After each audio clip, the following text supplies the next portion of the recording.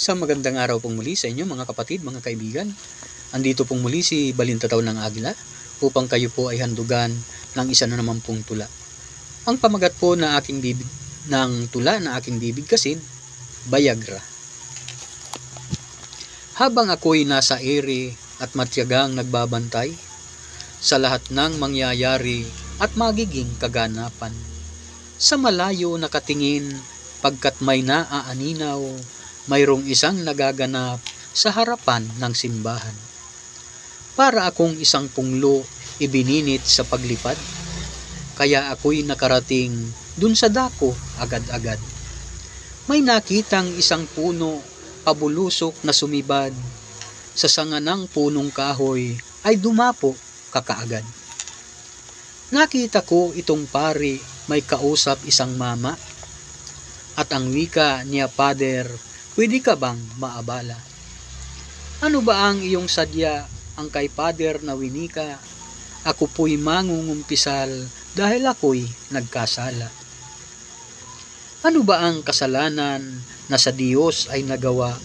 Sabihin mo kung paano, saan ito nagsimula? Ikwento mo na sa akin upang aking mahinuha, kung ikaw ba'y nagkasala, ikaw ngayoy magsalita. Ganito po kasi, Father, ang totoo na naganap. Ang misis at kumari ko, kami ay nag-usap-usap. Binalak naming maligo at pumunta dun sa dagat. Noong nakaraang linggo, plano namin ay natupad. Pagdating po namin sa beach, may cottage na inupahan. Umupa rin ng rubber boat upang kami ay malibang. Niyaya ko ang misis ko na sa bangka ay sumakay. Ito raw ay matagal nang nais niyang maranasan. Nang kami po ay nando na sa may dako na malalim, ako'y mayroong naramdaman kakaiba po sa akin. May nakita akong lubid, mayroong bakal na pabitin. Itinali ko sa bangka, ihinulog sa malalim. Ako muna'y nagpaalam dito sa aking asawa. Ako muna ay tatabi, maiwan na muna kita. Ako muna ay iinom ng gamot na di resita. Hindi ako magtatagal, babalikan agad kita. At pagdating ko sa Pangpang, gamot ay ininom agad. At noon ko naramdaman, kalamnan ko ay nanigas. Paglingon ko po sa dagat, asawa ko'y sumisinghap. Ang bangka po ay tumaob, asawa ko ay nalaglag.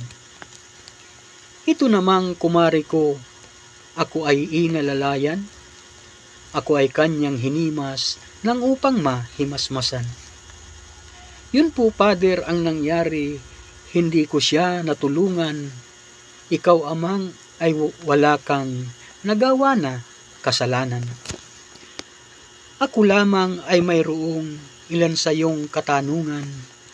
Anong gamot ang ininom? Ba't nanigas ang kalamnan?